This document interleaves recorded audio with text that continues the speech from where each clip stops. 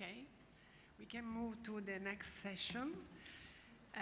As a geneticist, I'm very proud to introduce this section exploring the molecular basis of VHL by different angles, constitutional, somatic, and epigenetic. I invite the first speaker, Dr. Gardie from France. She will talk about modeling the VHL by using IPS.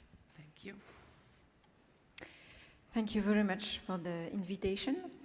So today I will present you some results that we obtained trying to model the von Hippel-Lindau disease by using induced pluripotent stem cells. So as you know, VHL is a major inhibitor of the hypoxia-inducible factor. When the oxygen goes down, if is not inhibited anymore and can induce many target genes depending on the cell type.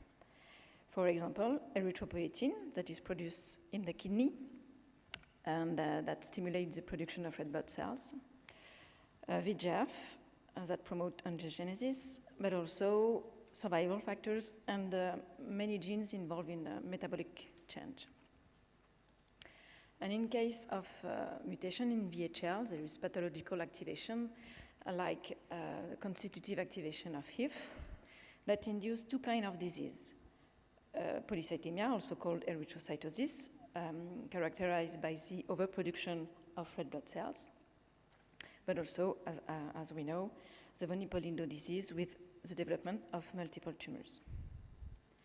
So if we look closer to the different VHL genotype-phenotype correlations, in a von Hippel-Lindau disease, you have one mutation inherited in the patient, and this mutation predisposes development of many tumors, like retinal hemangioblastoma, endolymphatic sac tumors in the inner ear, hemangioblastoma all along the spinal cord, pheochromocytoma in surenal glands, and renal cancer and neuroendocrine tumors in the pancreas.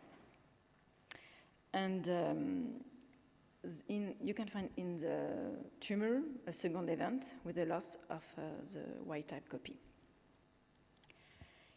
So in 2002, it has been described another phenotype associated with von Hippel-Lindau disease, with the von Hippel-Lindau mutation. And in that case, so the first case was described in Chuvashia, a region in East Europe. And the parents carrying the mutation at the heterozygous state are healthy, but patients with homozygous mutation develop a polycythemia. This polycythemia is characterized by the overproduction of red blood cells linked to erythropoietin expression, overexpression. But they also suffer from vertebral hemangiomas, pulmonary arterial hypertension, and they die prematurely due to vascular events and thrombotic events. But the particularity of these tumors is that they never, of these patients, is that they never develop tumors.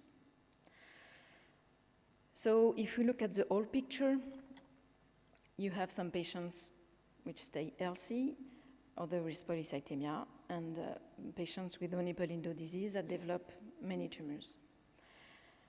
And there is one hypothesis, is that there is a continuum gradient of HIF activation with a gradual activation of HIF associated with the severity of the VHL loss of function. So at the bottom of the gradient, you have hypomorphic mutation with a very benign activation of HIF, and at the top, very severe mutation. So I have been working on the VHL for 20 years. My first meeting was in Kochi. And since then, I only have one question. So what are the molecular mechanisms at the origin of the different disease? So to to study this mechanism, we needed a cell type, the good cell type to study the disease. So as you know, in hereditary disease, all cells carry the mutation. And we also know that in all genetic disease, the disease expressed in only few cell types. Either it's not viable. So the question was, what kind of cell type are sensitive to hypoxia? At the bottom of the gradient, cells that answer moderate hypoxia by producing erythropoietin, and at the top, producing something else that promote tumors. So if you look at the different tumors, you have folliculomocytoma arising from surrenals, neuroendocrine pancreatic tumors that are, so there is no doubt about this, that have the same embryonic origin, the neurocrest cells. And about polycythemia, we know that the kidney interstitial cells that produce EPO originate also from neurocrest cells. So you can see here the migrating neurocrest cells, which are transient cell type that migrate during the development, and then they colonize all the body, and they differentiate into different cell types. So here you can see the EPO-producing cells in green that you can find in retina and all along the spinal cord. And in adults, you can see here these EPO-producing cells in the cortex. And if you look closer, they demonstrated that these cells come from neurocrest. And indeed, these cells can differentiate in many cell types that may be associated with VHL disease, like cells in surrenal glands, neuron glial cells that we found all along the spinal cord, and also inner here where we can find endolymphatics sac tumors. But what about hemangioblastoma, which are endothelial cells, and we know that these tumors come from are vascular. So the hypothesis is that there may be an indirect effect that neurocrest cells could promote endothelial cell proliferation. And indeed, you can see here the same location of hemangioblastoma development, that the pathway of migration cells, of neurocrest cells. And these hypotheses have been published in 2002, and showing that hemangioblastoma that coming from endothelial cells are due to indirect effect of stromal cells. So here we hypothesize that these stromal cells may come from neurocrest. The same for the kidney. You can see here the green EPO-producing cells coming from neurocrest, and if you look closer, you can see that, in fact, these epithelial cells that become cancer are in very close proximity to EPO-producing cells that come from neurocrest. So the same, the hypothesis is that neurocrest cells could promote kidney oncogenesis, the first step of oncogenesis.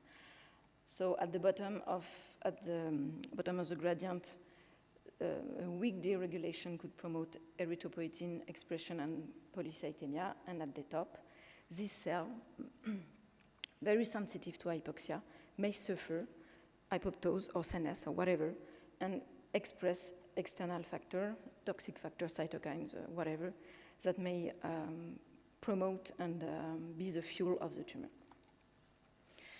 So I would like to convince you today that VHL is not a complex multiple tissue disease, but a very simple neurocristopathy. And all the VHL-related phenotype are linked to the cell type with the same embryonic origin, the migrating neurocrest cells. So to do so, we use human-induced pluripotent stem cells.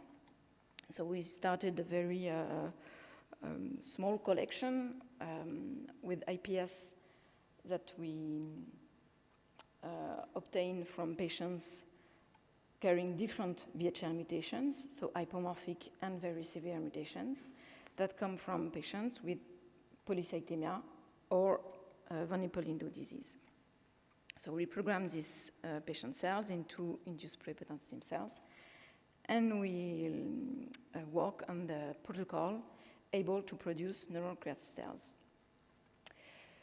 So 10 years later, we have now a robust protocol with by using different steps that allow us to obtain at the end very homogeneous spheroids. And then we study transcriptome, secretome, we perform migration tests, we study metabolism, and we also try to push this differentiation state, because we know that neural crest cells are transient during development. So we were very lucky because we found that this neurosphere present characteristic of neural crest. So you can see here the rosette. We are able to differentiate them in different cell types, including peripheral neurons.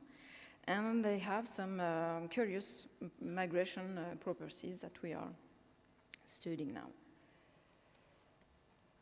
But most of it, we obtain a very interesting transcriptomic profile with extinction of pluripotency markers and expression of neural crest cells markers. And we were also very happy because we wanted neural crest cells that express Hippo, because there is a very, very large collection, different cell type regarding neural crest. So it's a very large population. But we found the protocol that allow these neural crest cells to produce Hippo. So you can see here we have a very strong induction of Hippo production in these cells that we didn't find in VHL patients that do not develop polycythemia. And we found an overexpression of Hippo in patients in iPS coming from Chouvache patients with polycythemia. However, and we were very disappointed, we didn't find this overexpression of Hippo in other patients with polycythemia. So we may need 10 more years to obtain the good protocol. But we were still very happy to show that these neural crest cells presented a very specific hypoxic signature with if target genes that were never published. Very, very strange hypoxic signature indeed. And also we found a very interesting difference between these cells coming from patients with polycythemia versus VHL disease. So we are now working on identifying this difference. But what we wanted to do is to model the VHL disease. So we started with a kidney, and it was it was too difficult. So we now are using a more simple model, which is hemangioblastoma. And we try to continue and to push the differentiation of this NCC into more mature cells, mesenchymal stem cells. And we are very happy because these cells express very high level of VEGF, and even more importantly in some iPS with particular VHL mutations. And then what we wanted to demonstrate is to the indirect effect of this secreted factor. So we took supernatant of these cells. So now I will show you the results we showed with the supernatants. And here is an example of results we obtain. So we add this supernatant on endothelial cells, so the classical human umbilical veins endothelial cells. And we show that the supernatant coming from hypoxic NCC, we observe a very reproducible increase of adhesion speed of these cells. So there is something in this supernatant that is promoting the adhesion. And also in the supernatant obtained from mesenchymal stem cells in hypoxic condition, we find an increase of proliferation of these endothelial cells. So now the project is to obtain endothelial cells from VHL patients, because we know that the cells that answer the signal also carry the mutation, so they may be also more sensitive to this signal. So we will differentiate this iPS into endothelial cells carry VHL mutation and study these secreted factors. So now we are looking for all collaborators to demonstrate that VHL is a neurocristopathy. And I thank you for your attention. So I would like to thank all the VHL patients for all the energy they give us, they give to us. And also I would like to thank my former and current team. And very importantly, the VHL Alliance and the VHL France, who funded this study that allowed us to obtain this year CDMRP funding. Thank you very much.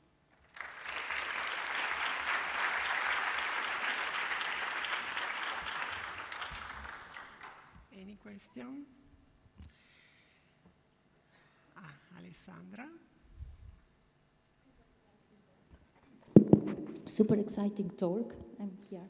Really, really nice. I was just wondering, out of ignorance, if can you exclude that actually the EPO cells, the neural crest cells in the kidney, are the ones giving rise to the VHL lesions? And more specifically, did anybody ever try to use EPO-CRE mice lines and cross them with VHL flexible alleles?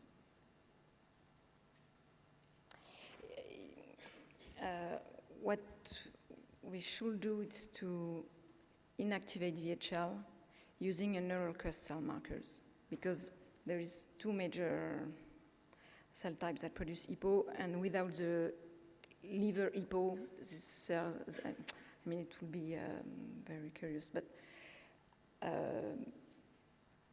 I already talked about this hypothesis to Bill Kellin, for example. It was one of them. And he is sure that kidney cancer comes from epithelial cells. I'm sure everybody agrees with that. So we are more looking for an indirect effect. So what can... No, I understand. It's just that when you remove VHL in the epithelial kidney, you never get Yes, of course. Yeah. Of course. Thank you. Andrea Salonia from Milan, Italy. Thank you very much for your lecture. My question is mostly associated with the clinical part of the coin. What's going on with individuals which are belonging to high mountain situation, where polycythemia is almost endemic and they all have something like erythrocytosis, which is quite high. And according to your nice idea, I was wondering whether gentlemen and ladies living in Nepal as well as in Latin America, what's going on with them? I think the stimulation, I mean the activation of HIF is not enough to promote tumors. I think there is a gap, a step, and this is always a question that the patient asks us. So do we have a risk of stimulating more hypoxia if I go to altitude? And really, we don't know. We should study this. There is one more issue, which is the endocrine environment in this setting, where the hypogonadal situation is higher than in different situations. Did you ever check whether testosterone values and levels could be of impact, of any impact in this setting or not? No, I don't know, really. That was interesting talk. Congratulations. Very nicely, logically sequenced. I have a question. So you are talking quite a lot about erythropoietin, and you mentioned glial cells. You mentioned a retina. Do you have any data or any view about GI tract and neuroendocrine cells in gastrointestinal tract because there are a lot of, neuroendocrine cells, and they may produce, for example, erythropoietin. Do you have any view? The neurocrest world is really, really complex, and some of them goes to the intestine, and depending on which one is it, so maybe there is a link also with something in this tractus, yes. Yeah, but you have not looked No. anything of, at, GI tract. No. Yeah, okay, thank you. Thank you.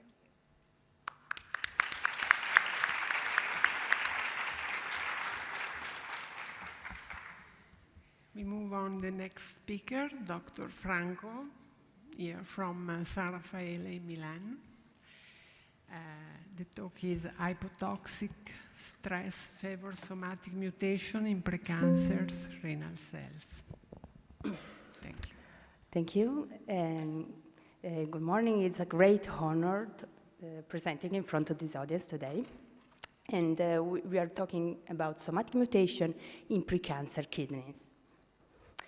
So somatic mutation is a key step of kidney carcinogenesis, as we have heard already multiple times today at the Congress.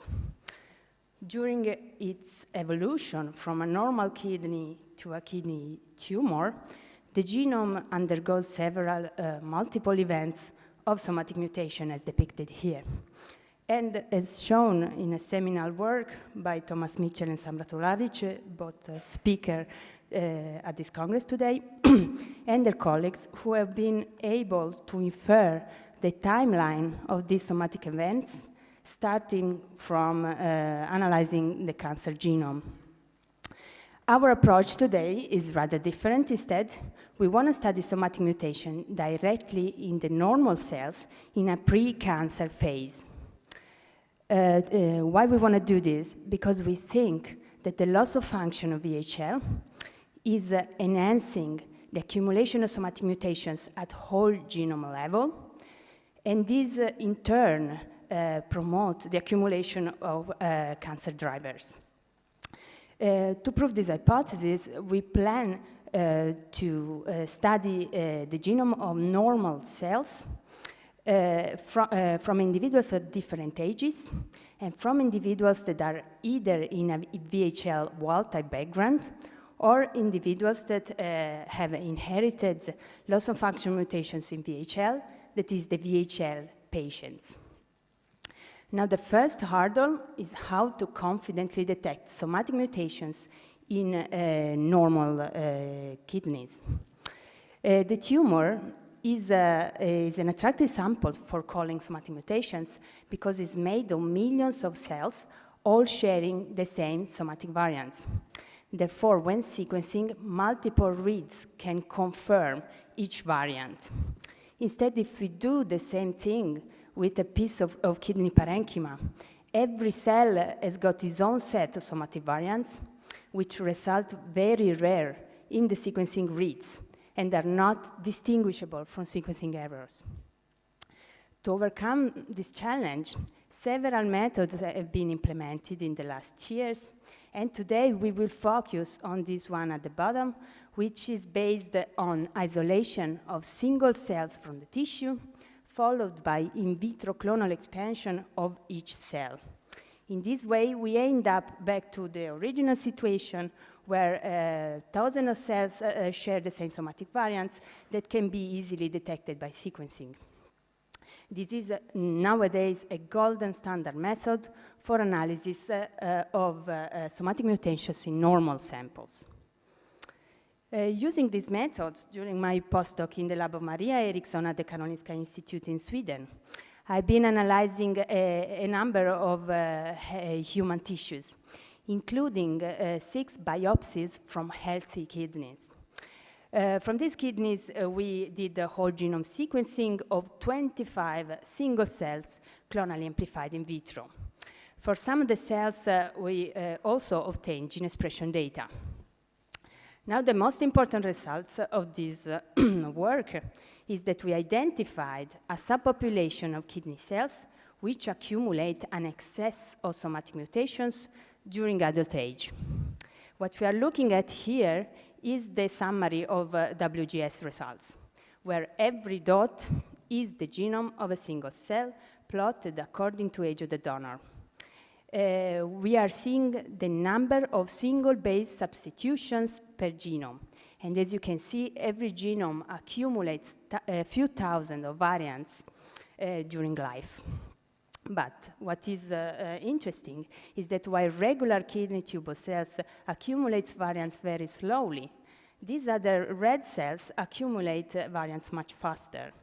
And these cells all expressed markers of proximal tubule, the first segment of the nephron, and markers of tubule damage, including VCAM1. So what are those VCAM1 PT cells that show an excess of somatic mutations? Well, in the last year, there have been several studies that have analyzed normal kidneys via single-cell RNA-seq. Some of these studies have found a VCAM1 PT cell population that participates in the injury repair of the tubule and that accumulates in the tissue after an event of ischemic damage. Then another study have found a VCAM1 PT cell population that shows a transcriptome which is the most similar to clear cell renal cell carcinoma. Now these two processes, hypoxia following ischemia and ccRCC, are two processes that are antagonized by the VHL tumor suppressor. So we thought it could be a very interesting question to look for the VCAM1 PT cells in the kidney of VHL disease patients. And that's what we did here at San Raffaele in collaboration with urology and the VHL program. We have analyzed around 100 clones of renal cells from VHL disease patients and 100 clones from healthy controls. Given that obtaining kidney biopsies from the patients is nearly impossible, we adapted our protocol to isolate kidney cells from urine samples. And the protocol works. We managed to get the clones. However, to our surprise, when we did the gene expression study, we found out that the VCAM1 PT cells were very rare in urine. We found only 5 out of 200 clones. And this is a stark contrast with what we found while growing directly from kidney biopsies, where the VCAM1 PT cells were more than 50%. We don't know why this is happening. Nevertheless, we moved on with our genetic studies. Indeed, we did whole genome sequencing of 81 clones, including 3 VCAM1 PT cells. As you can see, the normal kidney cells accumulate mutation steadily and linearly with age. Instead, the VCAM1 PT cells show the excess of mutations that we expected given the previous study. Then, since these VCAM1 PT cells were derived from VHL disease patients, we could analyze also 6 clear cell renal cell carcinoma genome from the same patients. And as you can see, ccRCC show a further excess of somatic mutations. Interestingly, the VCAM1 PT cells showed the germline variant in VHL expected, but did not show any somatic variant. Instead, all of the cancer showed the second hit in VHL. Now it's tempting to speculate that the loss of VHL might be responsible of the accumulation of, excessive accumulation of mutations, but this doesn't seem to be the simple explanation because there are a lot of VHL heterozygous cells that are completely normal. So now we had to find a way to understand what is the mutagenic process that is inducing the excess of mutations in these normal cells. And this is the work undertaken by Joan Margaria, postdoc in the lab. He did a statistical analysis of the type of variants that we have collected in our normal kidney genomes. Indeed, it is known that specific mutagen, while interacting with the DNA, they leave specific types of variants because the chemical interaction is different for each mutagen. So if one is able to understand what types of variants are accumulated in a specific type of cells, one can infer the mutagenic process. So what Jean did, he divided all the single base substitution in 384 classes of base substitutions and then computed the mutation frequency distribution for each genome. Then he used this data on somatic mutation type to do a principal component analysis. As you can see, the principal component analysis nicely show that the VCAM1-PT cells and the kidney tubule cells separate, meaning that they have a different profile of single base substitutions. And interestingly, the clear cell renal cell carcinoma cluster together with VCAM1-PT cells, meaning that they are exposed to the same mutational process. Now we were wondering exactly what types of variants are driving the separation of VCAM1-PT cells. And we plotted our 384 mutation classes, and we found that the variants that impacted the most on the separation are in yellow. They are found on the genic DNA in the untranscribed strand. Now, it is known that when DNA is transcribed, only one strand works as a template for RNA polymerase, while the other strand is free and is easy to be affected by mutagens. And this is probably the case for our mutagen, which is inducing specific type of variants, which are mostly T2C, T2A, and a little bit of C2A. So this is the mutational signature that characterizes VCAM1-PT cells. As this is a new signature, we gave it a name, and it's based on the acronym of the base substitution. We call it ToCCATA. Okay, here is the summary of the ToCCATA signature and a slightly different visualization. We think that there is a first transition. Normal tubule cells transition to the VCAM1-PT cell state. This transition is accompanied by a mutagenic process which induces a specific set of variants in the genome. These variants are enriched in highly expressed DNA, specifically on the untranscribed strand. These mutations are not visible in normal tubule cells, meaning that they are not exposed to the mutational process. Instead, if we analyze kidney cancers, we see the same red variants, meaning that probably the kidney cancers are derived from the VCAM1-PT cells and not from the normal tubule cells. Now we are wondering what is the mutagenic process that inducing the excess of mutation, the ToCCATA signature, and we think it is linked to activation of the hypoxia signaling. And we are testing this hypothesis by exposing cells to either hypoxia or acute loss of VHL in an in vitro mutagenesis experiment, and you can see some encouraging results at the poster of Jean-Marc later today. Now, to finish my talk, I want to discuss the second transition, that is from VCAM1-PT cells to kidney cancer. We have seen that the ToCCATA signature induces an excess of mutations in these genomes, but is this excess of mutations also favoring the acquisition of cancer driver mutations? To address this possibility, we collected a lot of cancer driver variants that have been registered in the VHL gene in thousands of cancers so far. And we plotted the mutation spectrum. As you can see, if we plot the spectrum in clear cell renal cell carcinoma or any other cancer, the spectrum is rather different. In other cancer, the most frequent single base substitution are C2Ts.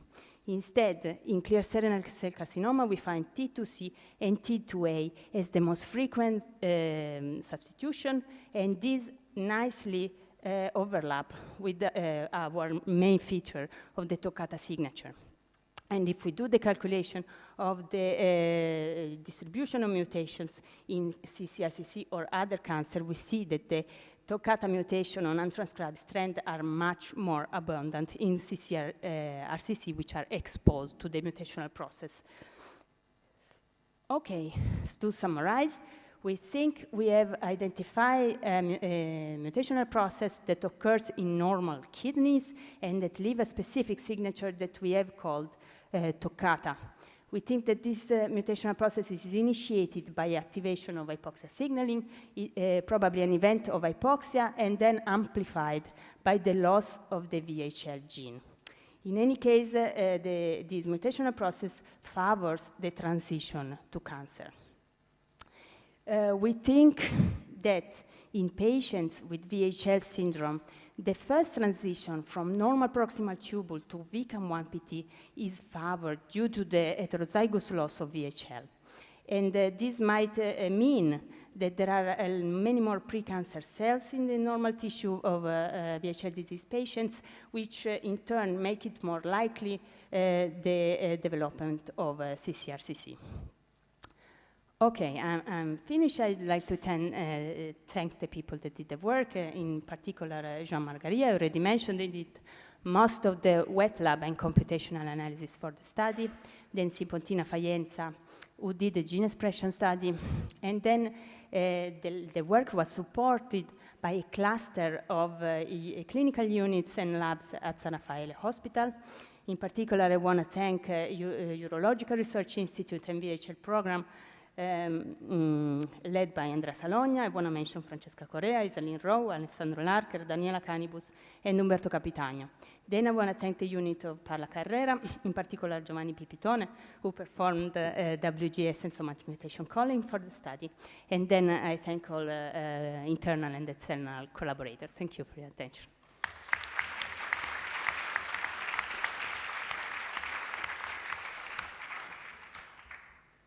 I ask a question about the number. The sample is still small. How do you think to enlarge this sample? How much? Yes, it's small. Still, it's the largest collection of normal genomes from the kidneys that it's available. For the not yet available, it's unpublished. Maybe you mean the VCAM1-PT cells are very few. Yes, we might think of changing a little bit the culturing protocol or being able to access some actual biopsies from the kidneys. Okay, thank you. Hello, I'm Olga from UC Irvine. So you found very little VCAM1-PT cells in urine. Do you think it is just because VCAM1 is an adhesion molecule and they just stick around in the kidney, or you have other ideas why this is the case? I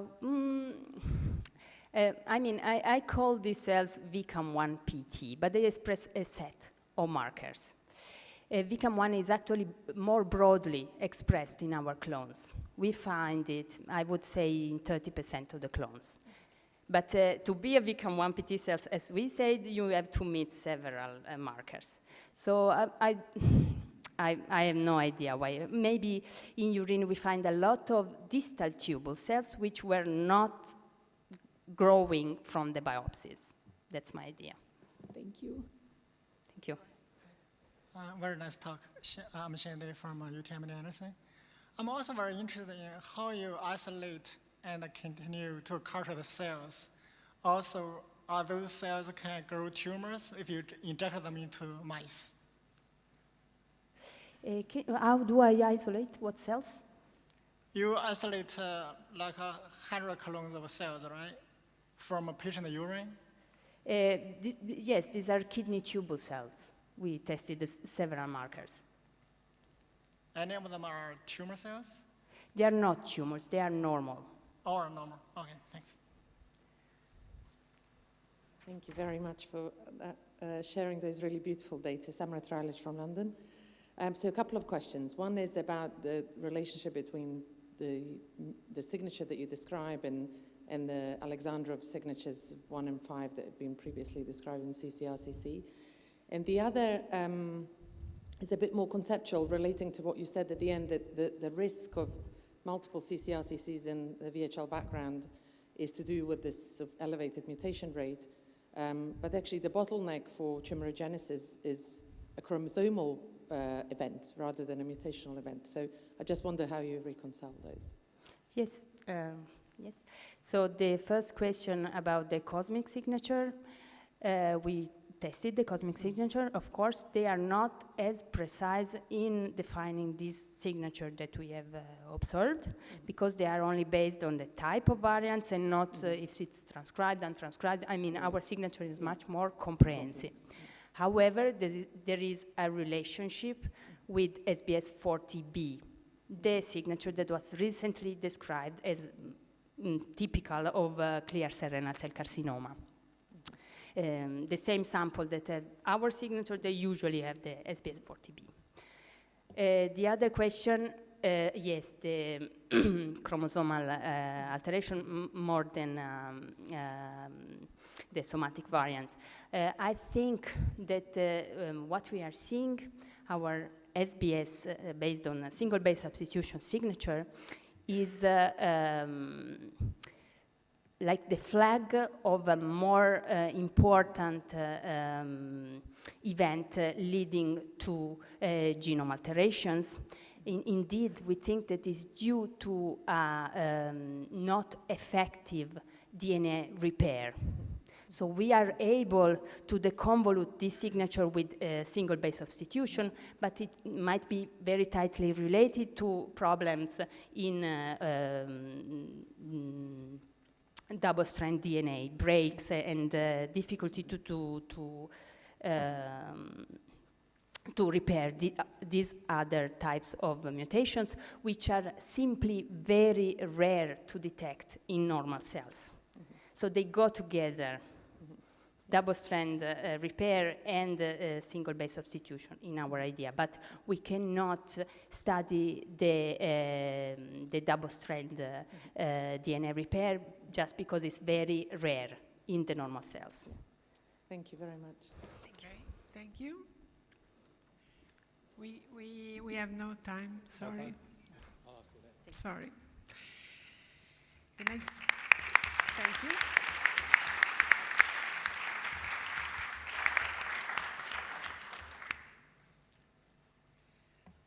The next speaker is Dr. Nguyen Tran from Taiwan. She will give us the talk on oncostatin M reshapes the tumor microenvironment during ccRCC development by inducing epigenetic changes in endothelial cells. Good afternoon, everyone. My name is Hui. I'm a postdoctoral researcher in Professor Teng Xu Lab and at China Medical University. And it's my pleasure to be here to share with you our finding. And my presentation title is Oncostatin M Reshape, the tumor microenvironment during ccRCC development by inducing epigenetic change in the endothelial cell. So let's get in start. The loss of function of VHL protein is the key driver mutation for the pathogenesis of ccRCC. So years ago, our lab generated the conditional VHL knockout by using HOXB7 3 to specific knockout VHL in the kidney tubule cells. And we're using GFP for chasing the crest expression cell. Compared to the wild type, the VHL knockout kidney tissue exhibit clear cells, adenoma-like multilayering and immunoinfiltration phenotype. That is the ccRCC inflammation-related phenotype. And more important, the vascular phenotype of VHL knockout tissue are similar to those observed in the human ccRCC tissue. As shown here, we use CD34 for the marker of endothelial cell. And EC in the VHL knockout tissue is extensive, tortuous, and disorganized. And using this mouse model, we found that on-call starting M signaling is important for kidney vascular phenotype and tubular cell proliferation. This picture shows the vascular densities in the wild-type OSM knockout, VHL knockout tissues, or the double knockout of OSM receptor in VHL knockout tissue. And the density of vasculature in VHL knockout tissue is significantly higher than those in the wild type or OSM knockout only. And knockout the OSM receptor reduce the intensity to the basal level.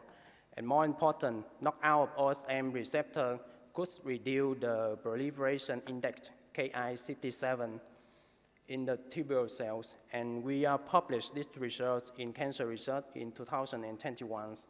And during the experiment, we found that although the genetic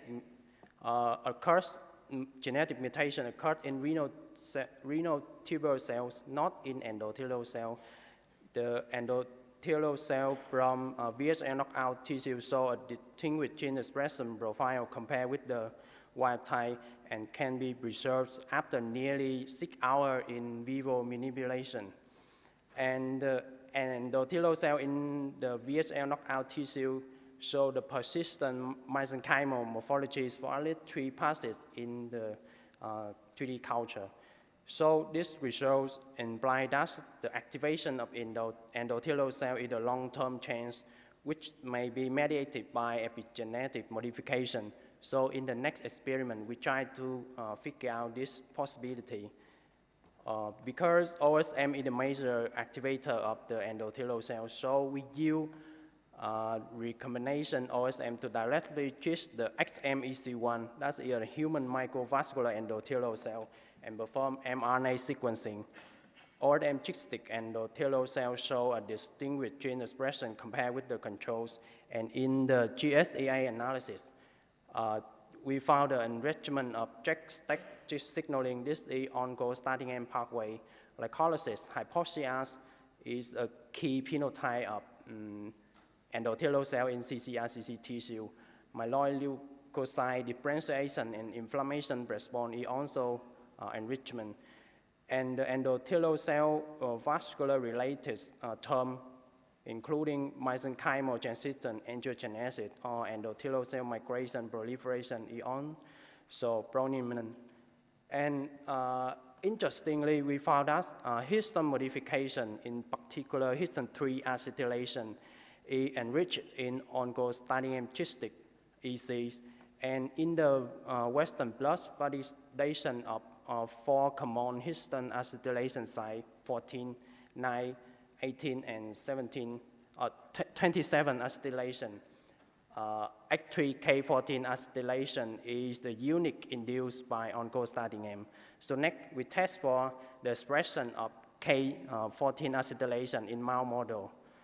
And also in the figure, a strong expression of H3K14 acetylation can be found in the VHL knockout tissue in CD34 endothelial cells, but not in the wild type or OSM receptor knockout only. And knockout of receptor in VHL knockout tissue can revert this intensity to the background level. And consistent with the mouse model, we found a strong expression of H3K14 acetylation in the peri-tumor ccRCC tissue in CD31 positive endothelial cell, but not in the normal adjacent tissues. So the results imply the role of H3K14 acetylation and the activation of endothelial cells.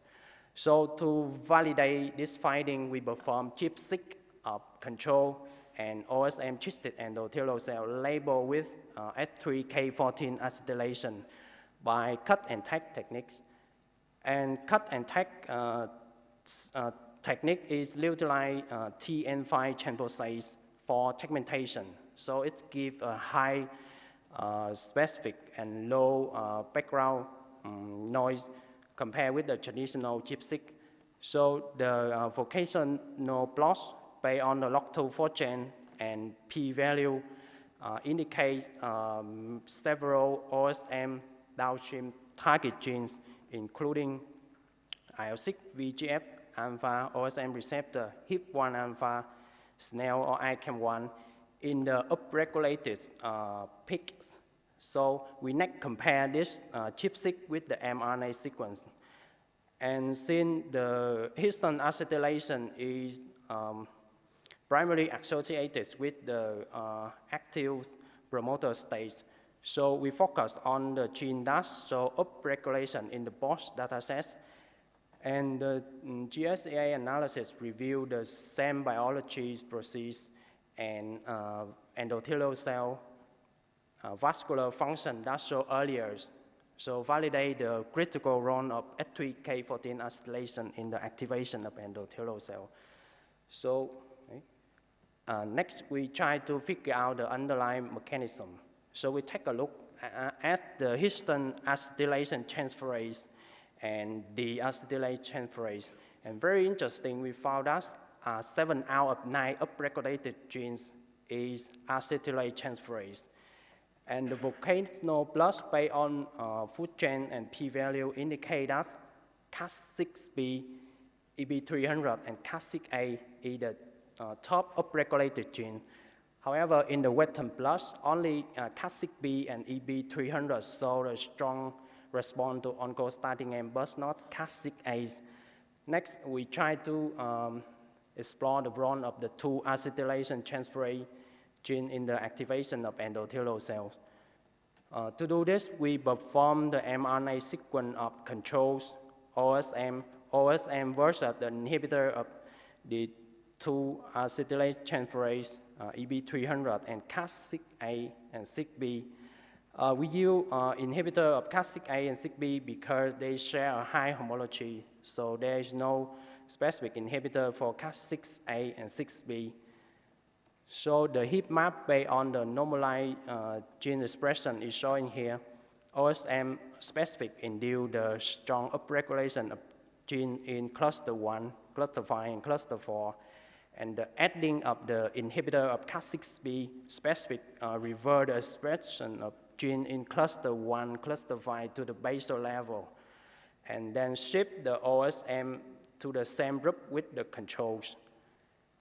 Surprisingly, that EB300 inhibitor do not contribute to the OSM modified chain bristol. So we take out this specific gene set and perform GSA analysis. We found the same biological process and endothelial cell vascular relation function that showed earlier. So to further investigate the role of Cas6b in the function of endothelial cell, we generate the knockout of 6b cell line, and OSM strong induce the expression of 6b H3K14 acetylation, as well as the downstream target of oncostatin M pathway targets. Knockdown of Cas6b could significantly reduce the expression of these genes. And in the functional assays, we seize the cancer cells upon the monolayer endothelial cell with or without OSM gestamen, and knockdown of Cas6b could significantly reduce the number of cancer cell invasions to the endothelial cell monolayer. And knockdown of Cas6b could significantly reduce the angiogenesis capacity induced by oncostatin M. And final, we try to test the function of Cas6b in endothelial cell in ccRCC mouse model. And to do this, we mix the 7A60 ccRCC cell line with the HMEC1, a human microvascular endothelial cell, and inject them into the kidney subculture of the non-skin mice and monitor for the roles of a primary tumor and cancer cell metastasis to lung tissues. And and the primary tumor from scramble group start to grow faster than those in Cas6b at week 4, and so significant by week 10.